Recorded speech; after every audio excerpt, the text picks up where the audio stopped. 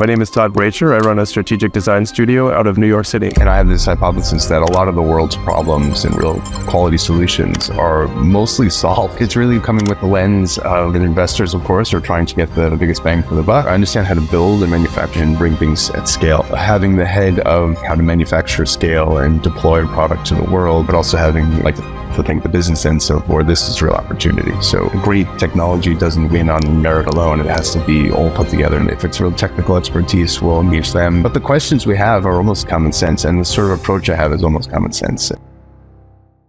Welcome to the latest episode of High Stakes. I'm Paige Soya, managing partner of K Street Capital. And today we have a very different episode. It's going to be a slightly different take on exits that we normally don't get to see in this particular season. It's going to be about if you have IP, how you can make that IP valuable for a sale process. And we've got Todd Bracher on with us, and this is literally what he does for a living. So it's going to be a very interesting conversation. But before we get into it, maybe Todd, why don't you give a quick introduction? Yeah, I appreciate it. Thanks, Paige. My name is Todd Bracher, and I have a business called Todd Bracher Studio. We're based out of Brooklyn in New York. And yeah, it's exactly that. What essentially an industrial designer that's evolved into how to help businesses really convert IP, whether it's active, dormant, or even co-create the IP and really help breathe life with design, really breathe value, leveraging design with this IP, which is essentially a disconnect, in my opinion, for a long time. So something I'm sure we'll touch on. Yeah. So why don't we just start with explaining how that works? Like, how do you work with companies to do that? And if you can share some of the examples, I think that might be helpful. Yeah, there's a handful of ways. Sort of the most common way is, for example, with private equity firms, when there's a recent acquisition, I'll get paired with the operator to go in and sort of under the hood of the business and see what's sitting there. So in terms of patents, and very often we find that there's maybe less than obvious patents that are very, very monetizable that we either spin off or stand up business or joint venture it. And what's interesting about that is a patent sort of has a clear value when it's a piece of paper. But when you start to wrap design around it and start to frame out what a business could be around that IP, it then has another value, which is much more understandable to a lot of other folks who are willing to make that transaction. So that's really where we fit in. And this is sort of a off the beaten path question, but do you ever do this for universities also? Because I feel like this is a big university issue where they have a lot of tech transfer, and they don't. No, it's very interesting. No, not yet. Okay, but you work mostly with, I guess, for-profit, corporations, essentially. Yeah, you got it. And it's really coming with the lens of, your investors, of course, are trying to get the biggest bang for the buck and return. And what we try to do is we've been in many situations. I mean, I can give you one, for example, where we were put in to help a UV light business, which during the pandemic was suddenly a very important business to be in at the time, which was the ability to sterilize an environment using light. This particular company had a patent around while you could be in the space, so it's human safe. It was technology that came from the space station, and they had a foundational patent, which is kind of incredible. And what they were doing was outfitting architecture with light. And early on, you could see, let's say from my side of things, from the design side of things, I could see quickly this would be a challenge to sell. The technology was sort of designed for a small enclosure, which was the space station. But when you start to consider contemporary architecture, it's cavernous and quite large. And the technology is it's actually quite ineffective at that scale. But they were trying to move and trying to, monetize it. And the vaccine and all these other sort of competitors were emerging. So from the design lens, I saw quickly there was a sort of parentheses was I was taking my small kids out to the shops, et cetera, during COVID. And you would put gel sanitizer on your hands. And we all know this problem, the price gouging, everything that was going on. And I didn't like the idea of putting chemicals on my kids' hands, being so young, not knowing anything about the chemical. So at one point I looked at this technology we had, which was this incredible light. It's fantastic technology. And then we had the need of people combating any type of pathogen, not just COVID. And so we decided to serve back to the organization the idea of a hand wash. So now it has proximity to the target, which were your hands, and your hands are one of the number one ways any pathogen is spread. It's quite obvious, and very quickly we realized this was in some ways a bigger opportunity than what they initially started with. So is your role in all of this, and I got to ask you what your background is, like how you got into this, because it's such an interesting space. But is your role to sort of go through the patents and figure out what they can use them for that they can monetize with, and then that's sort of the end of the process? Or are you with them through the whole thing, like actually creating that, designing that thing and monetizing it? Yeah, the whole thing. So it's sort of like a kid in a candy store. So myself as a product designer by training, industrial designer, so physical products, not so much digital. And so what I do, for example, is 3M was another example, the huge multinational 3M American business. And I was sort of a kid in a candy store, as I said, where I understand how to build and manufacture and bring things at scale. And I was brought over there to look at some of the technologies they had around managing light. They were looking to stand up a lighting company as 3M, which is kind of interesting. So what I do is I spend time with scientists. I look through their portfolio. I understand what capabilities they have. And then quickly I can assemble from what's in front of me in ways we could stand up a business within, in this case, it was within 18 months. So having the head of how to manufacture, scale, and deploy a product to the world, but also having, I'd like to think, the business sense of where this is real opportunity. So, and then the advantage of being an external partner. So as you might know, you're able to speak the truth and be very free with your perspective. You're there to generate value, and there's no politics for you. So it became a very efficient way. So yeah, I'm there to find what I think is valuable and very quickly can, and it might even sound like that's a strange idea. But until we bring the product's rendering to life and stand it up as a kind of business, and quickly they can see, oh, this is a pretty good idea. And they can see then how it's commercially viable. Until then, it's a piece of paper that the decision makers often don't really understand. Yeah. And I would imagine in that process, you're kind of thinking about the market for the thing that you would be designing, how big it could be, who are the buyers. Is that all part of the, okay. Yeah. Makes total sense. Yeah, exactly. Yeah, it makes total sense because as an investor, obviously we look at a lot of companies that have IP, but if the IP isn't meaningful or they're not using it, and it's kind of, it's sort of just like one of these things that they're proud of that they have, but it's not delivering value and it's not being used for value, and it's not clear to us how it would be used for value, then we don't consider it in the price and the value that we would put on the business. 100%. I think from even like an M&A perspective, even before an acquisition, it's worth eyeballs from folks like us that can really say, hey, this is something worth really looking at. And even as a cursory look, they might be able to uncover some gems. I have a hypothesis. I don't think it's a secret. I think most people feel this way, but I chat a lot with folks that are portfolio managers for IP, and there's just a lot of dormant IP, a lot of just sitting there opportunities. And I have this hypothesis that a lot of the world's problems and real quality solutions are mostly solved. A lot of them are sitting in a drawer or they're tied up in litigation or they're patent moats or like you name it. But they're sitting there to be activated. And in some cases, the worst scenario is they're out in the world, but they're not, their efficacy to the market is not good because they're being beaten by, let's say, a lesser quality technology, but a better design. So a great technology doesn't win on merit alone. It has to be all put together. So we try to attack this problem from a variety of directions. So interesting to me to think about it in that way. And your background as a product manager, I guess when you look at patents, because I feel like building a product and understanding what a patent means are totally different things, but you're sort of able to do both. And I'm curious, how do you do that when you're looking at the patents themselves? Or do you have there's like a legal background, or I would love to. No, so someone who's created, someone who's created a fair amount of innovations myself, and along with others. So 25 years of experience in the space. We've written a bunch of patents ourselves, so we're very familiar with it. And then of course we have patent attorneys we work with, and other folks we can lean on for insights. If it's real technical expertise, we'll engage them. But the questions we have are almost common sense, and the sort of approach I have is almost common sense. But the way I look at it, there's this thing called a technology readiness level. DARPA has it well illustrated on their website, and a technology readiness level is, I'm going to exaggerate it, but like a readiness level of 0 or let's say a 1 would be, it's an idea basically. There's really no bones to it. Whereas a technology readiness level of a 10 is something that's like shipping. So we try to work with the TRLs that are, let's say, in a 6-7 zone. So it might be, it's viable, the technology is available, it just doesn't have a real body yet, or a prototype has barely been developed.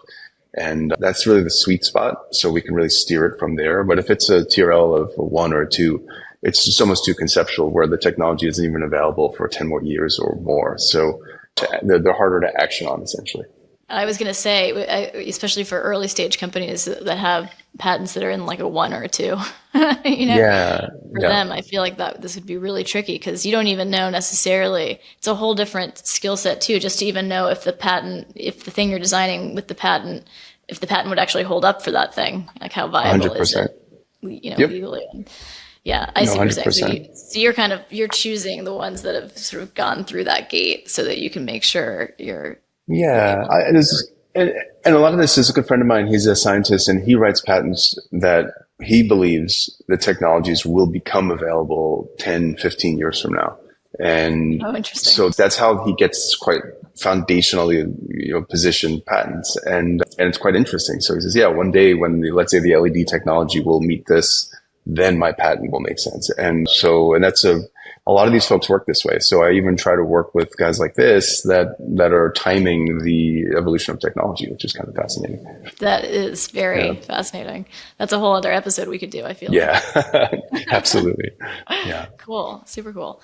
Well, I know you wrote a book about this, and I'd love for you to share. I know we've talked about it before, but I'd love for you to share a little bit more about that because I think it might be able to really help people. Oh, yeah, totally. Yeah, it's a book called Design in Context. And I've, as I mentioned earlier, 25 years now in the space.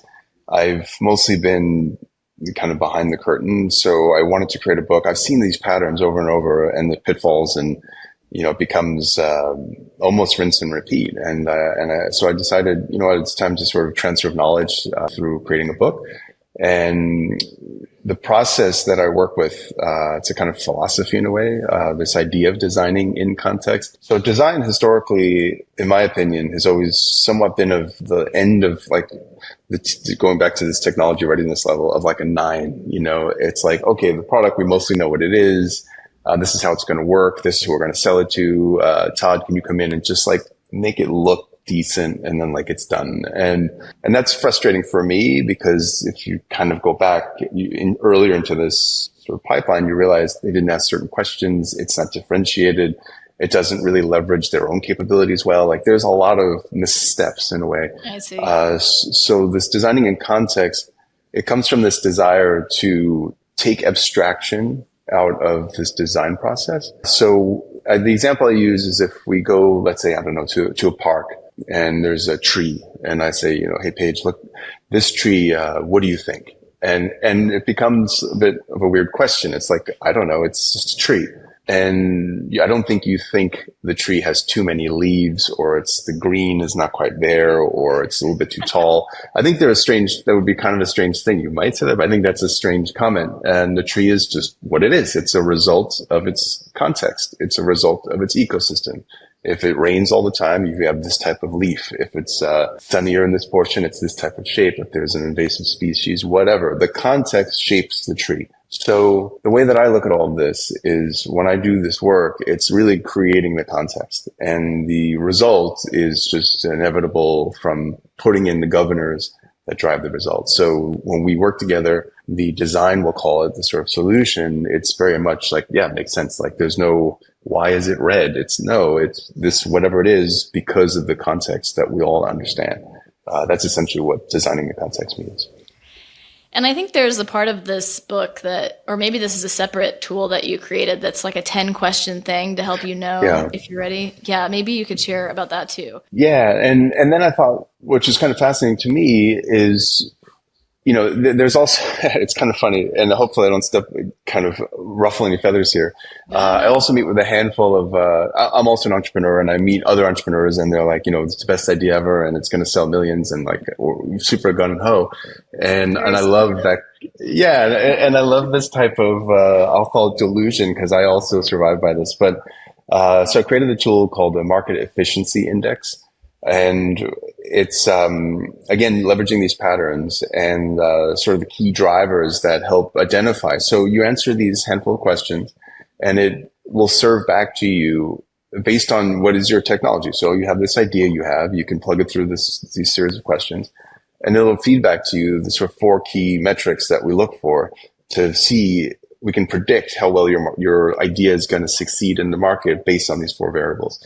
And so like one of the variables is just market adoption, for example, but another one is differentiation, like how well differentiated is your product and how scalable is it? And scalable from a simplicity perspective, because it also applies to the marketing of it, applies to the understanding on the market side. They're quite interwoven. So you go through these series of questions and it outputs a score for you, with a number 40 being the perfect score. And it's, I think, a really helpful way to kind of gut check your idea and say, okay, it's a little weak on differentiation, but it's strong in scalability. And you can see, kind of look into the future a little bit.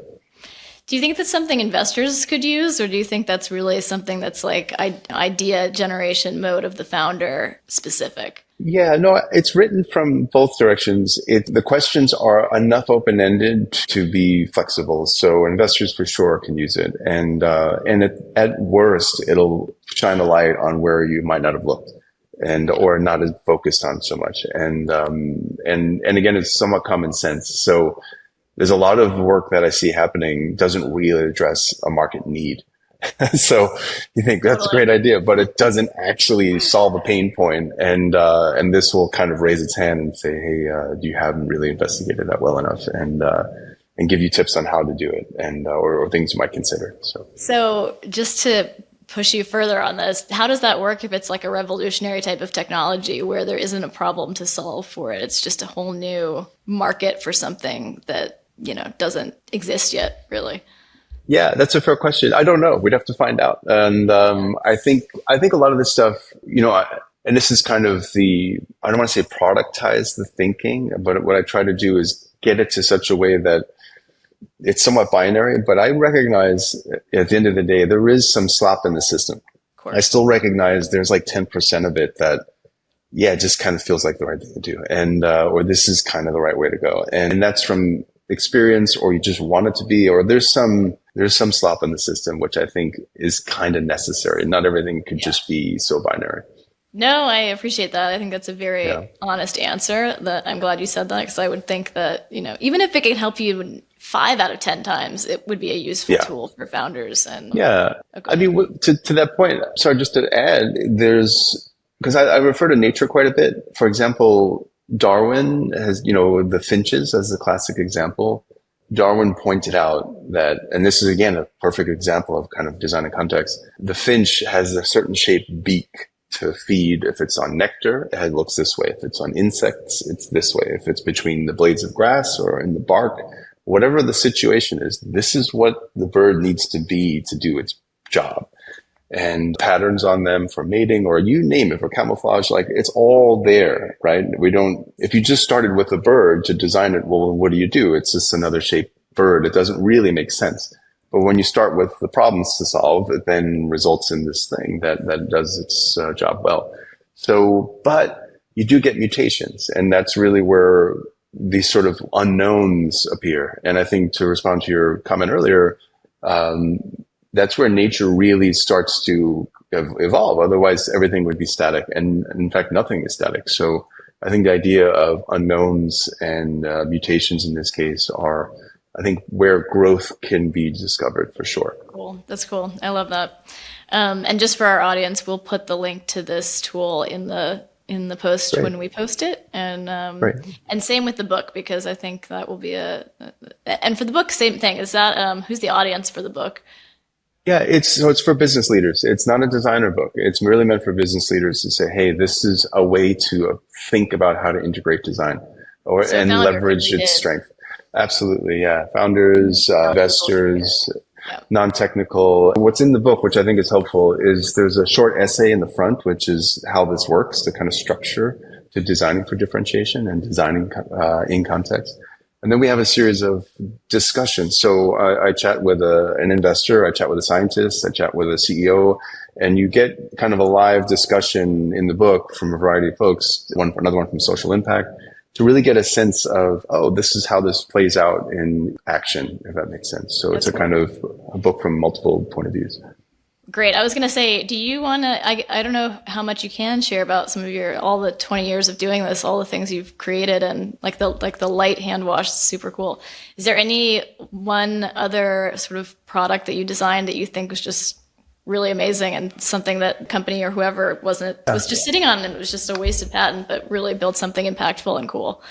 Yeah, I think the one that jumps to mind, and it's kind of terrifying and interesting at the same time. So I'll just share it with you. One of the scientists I was speaking with, he is credited with having invented the commercialized LED. So not the LED, but the commercialized, so the scaled manufacturing for the LED, which is one of the most significant patents of our lifetime, right? And I asked him at one point over a beer type thing, and I said, what are your greatest fears? And one of them was pandemic, which I thought at the time was very funny. And then number two was this was in 2017. Wow, yeah, no kidding.